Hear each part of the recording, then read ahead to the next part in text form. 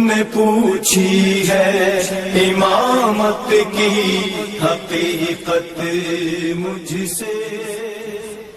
اب حاکمیت میں، پیشوائی میں جمہوریت ہے کہ عوام تشکیل دیں گے، لیکن مرجعیت جو اتنی صدیوں سے نیابت امامت کے طور پہ چل رہی ہے تشیع کے اندر، غیبت کبریٰ کے زمانے میں تبیین دین میں، تفسیر دین میں اور لوگوں کی رہنمائی کے لیے مرجعیت کو بعنوان عہدہ نیابت کے طور پر اور جانشین کے طور پر لحاظ کیا گیا ہے کہ علماء و فقہا بعنوان مراجع لوگوں کی ہدایت اور رہنمائی کا حق رکھتے ہیں، ان کو لوگوں کے دین کا اختیار ان کو دے دیا گیا ہے۔ یہ مرجعیت کا تعین یہ جمہوری ہے، مرجعیت جمہوری طریقے سے وجود میں آتی ہے، یعنی عوام انتخاب کرتے ہیں، الیکشن ہوتے ہیں مرجعیت کے لیے۔ کوئی مرجع ہے جو ابھی تک عوام کے انتخابات سے منتخب ہوئے ہیں؟ 1400 سال سے آج تک ہیر پھیر سے مرجعیت بنا لیتے ہیں، لیکن انتخابات سے آج تک کوئی مرجع نہیں بنا۔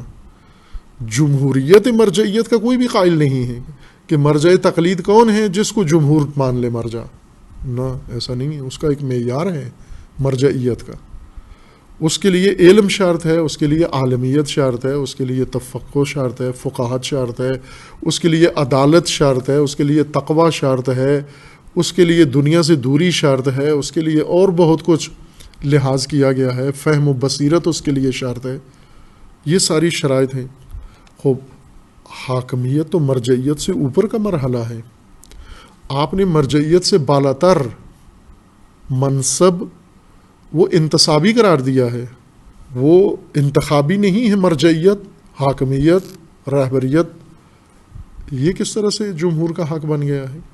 مرجعیت چونکہ ایک ہی وقت میں کئی مراجع تقلید ہو سکتے ہیں جیسا کہ ہیں، لیکن حاکم نہیں ہو سکتے کئی۔ مثلا کسی ملک میں کئی حاکم، جمہور ہی کو حق دے دیں کہ آپ نے ایک حاکم نہیں چننا، کئی حاکم چنو جمہور۔ ایسی جمہوریت نہیں ہے دنیا میں کہیں بھی کہ آپ مثلا امریکہ میں الیکشن ہو، کئی صدر چن لو، آپ 10 صدر چن لو۔ آپ روس میں جمہوریت ہے، چین میں جمہوریت ہے، فلاں میں جمہوریت ہے، انڈیا میں جمہوریت ہے۔ مثلا انڈیا میں آبادی سب سے زیادہ ہے، وہاں انتخابات بھی ہوتے ہیں، چین میں انتخابات نہیں ہوتے۔ اب انڈیا میں اگر اتنی زیادہ آبادی ہے، اس آبادی کے لحاظ سے ہر 10 کروڑ کے اوپر ایک نیا صدر ہو، نیا وزیر اعظم ہو، ایسی حاکمیت نہیں ہے۔ جمہور بھی ایک سے زیادہ نہیں چنتے، مرجعیت ہو سکتی ہے، ایک سے زیادہ مراجع ہو سکتے ہیں۔ خوب، یہ ایک سے زیادہ مراجع کس معیار پر بنتے ہیں، کس میرٹ کے اوپر بنتے ہیں؟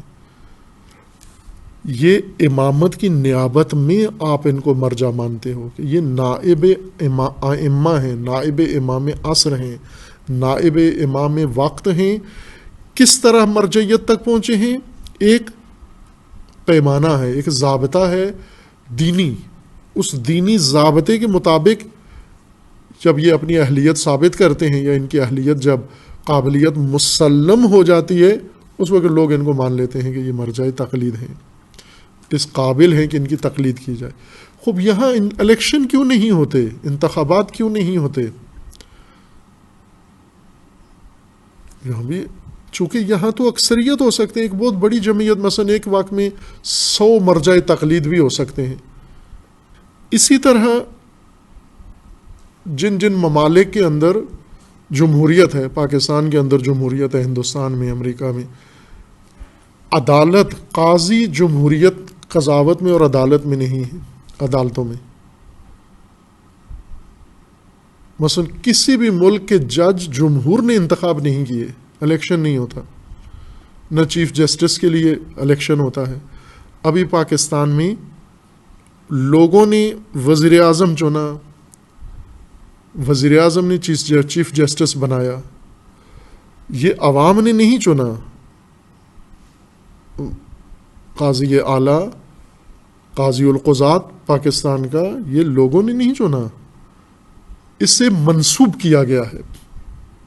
یہ نسبی ہے، انتصابی ہے۔ انتصابی نے انتخابی کو اٹھا کے جیل میں ڈال دیا،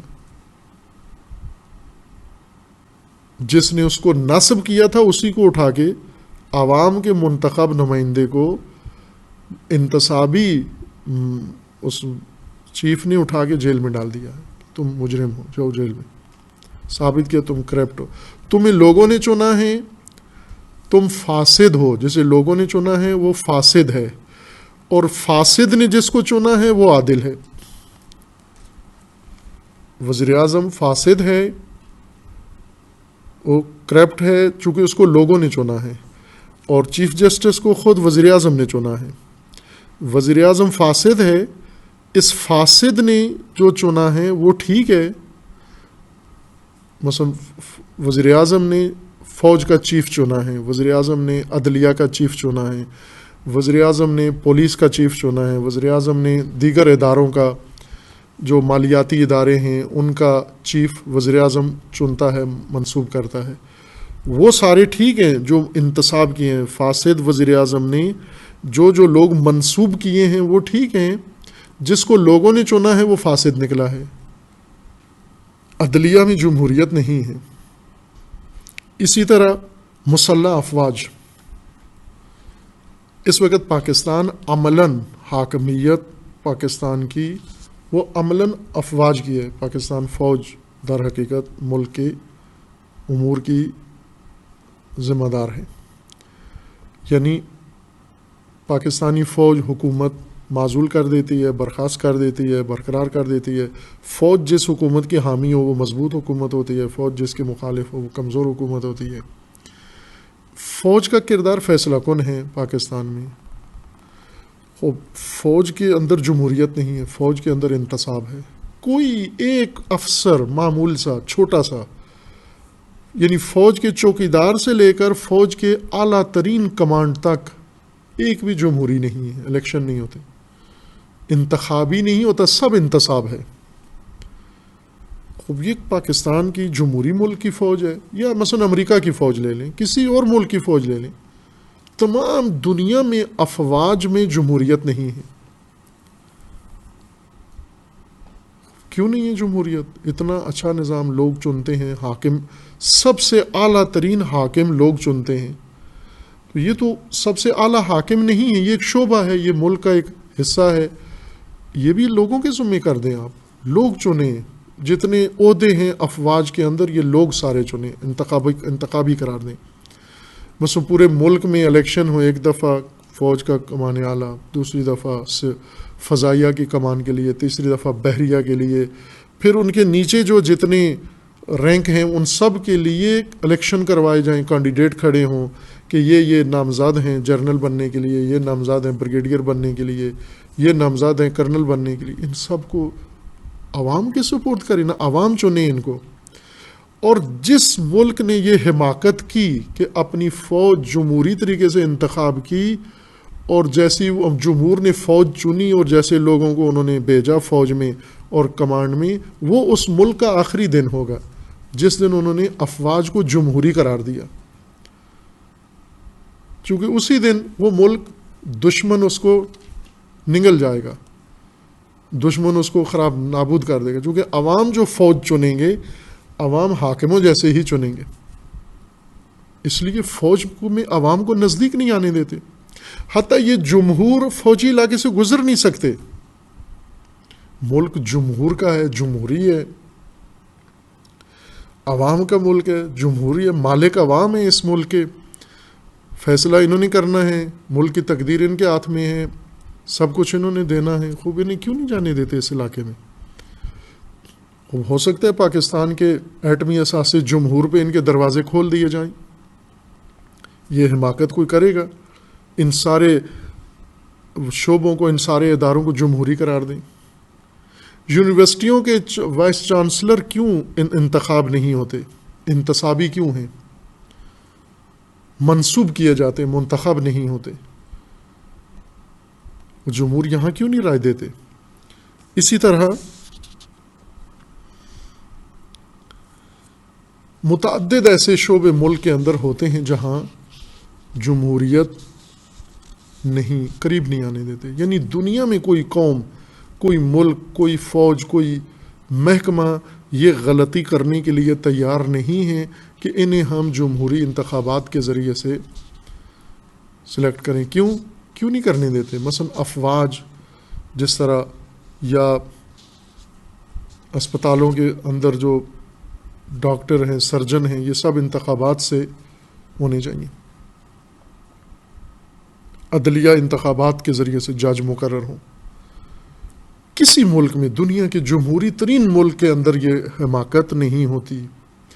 کیوں نہیں کرتے؟ یہاں کیوں نہیں کرتے؟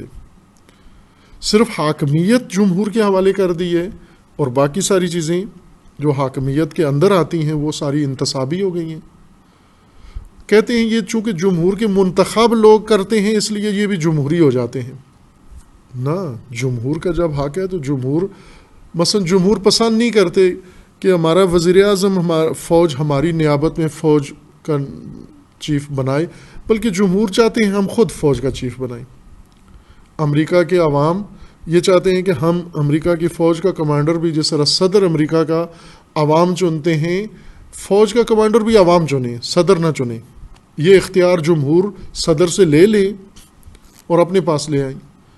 عدلیہ کا سربراہ خود چنیں. اسی طرح باقی سارا انتصاب جہاں جائے ختم ہو جائے، تمام نظام انتخابی ہو جائے. یہ حماقت نہیں کرتے، اور کریں تو حماقت محض ہے. یہ کیوں نہیں کرتے؟ اس لیے کہ یہ جو انتصاب جہاں بھی ہوتا ہے وہاں معیار ہوتا ہے، وہاں قابلیت شرط ہوتی ہے، وہاں پر کوئی صلاحیت مد نظر ہوتی ہے. جہاں پر بھی میرٹ مد نظر ہو، جہاں پر بھی قابلیت مد نظر ہو، جہاں پر بھی صلاحیت درکار ہو، وہ شعبہ جمہور نہیں ہو سکتا. کیوں نہیں ہو سکتا؟ اس لیے کہ جمہور قابلیت تشخیص نہیں دے سکتے، جمہور مجتہد تشخیص نہیں دے سکتے. جمہور نہیں کہہ سکتے یہ مرجع تقلید ہے یا نہیں ہے. کون تشخیص دے؟ مجتہدین، ماہرین. بس بہت سارے آپ کے نظام کے اندر اس وقت شعبے ہیں جو جمہوری نہیں ہیں. بس معلوم ہوا کہ آپ جمہوریت کو اپنی پسند میں جہاں خود چاہتے ہو جمہوریت، وہاں جمہوریت رکھی ہوئی ہے. یعنی ایک پلاننگ جمہوریت کی اس طرح سے کی گئی ہے کہ ہم یہ حصہ جمہوریت کے ذریعے سے حاصل کریں گے، باقی سارے حصے پھر باقی طریقوں سے قائم کریں گے. یہ سارے کے اوپر جمہوریت ہونی چاہیے اگر جمہوریت ہے. امامت میں ہر چیز انتصابی ہے. امام خود انتصابی ہے، یعنی منصوب ہوگا، اور نیچے تک ہر عہدہ منصوب ہوگا. ہر چیز منصوب ہونے سے مشروعیت حاصل کرے گی.